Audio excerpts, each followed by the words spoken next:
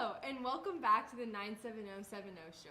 We are your source for sports news at Wilsonville High School. We are now into October, and that means it's Breast Cancer Awareness Month. Through the course of this month, our student athletes will be repping the pink to show their support. On Monday, our volleyball team played the LaSalle Falcons. To no surprise, they won the match 3-1. They had a home game last night against Park Rose and shut them out, winning 3-0. With only a few league games remaining, the Lady Cats are on their way to win league. Congrats, volleyball team. For soccer this week, the girls played their first league game against Scappoose. Scappoose is ranked number 2 in the state before taking on the Wildcats, but they are embarrassed by our girls as Wilsonville captured their win 5-1. Awesome victory, ladies. Keep up the good work. Our boys soccer team traveled to Scappoose, playing their first league game as well.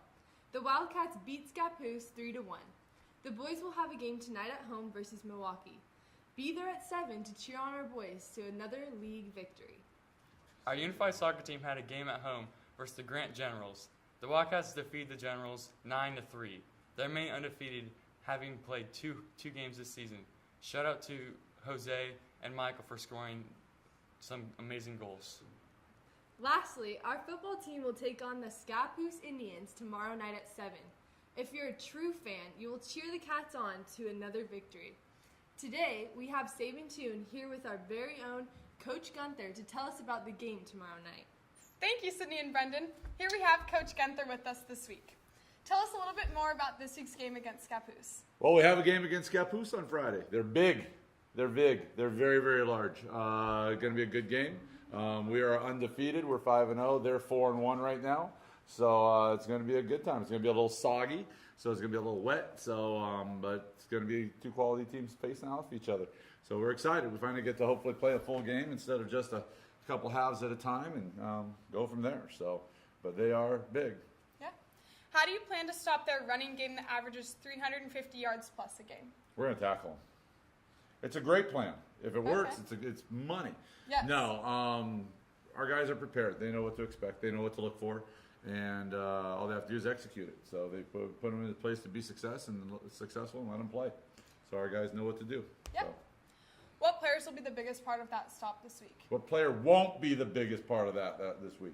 That's Awesome. a better question. Okay. So do you have an answer for that? Unfortunately not. I do. All right. Okay. No, for us, it's you can't signal out one person, because if one person doesn't do their job, then the other 10 sacrifice. So we play the ultimate team game where you can't have just one guy that you rely on. You got to have everybody. So if you don't do your job, he pays. Oh. There you go. Okay. What has been your team's biggest improvement since your first game against the Crater Comets? The biggest improvement, we just keep getting better. I mean, our guys like to play. They like to have fun. Yeah, It's they like do. that. Yeah, they do. Yeah, they do. Maybe a little too much, but no, they have a good time, and it's fun watching them play the game because they play the game the way it's supposed to be played. They play fast. Yeah. They execute.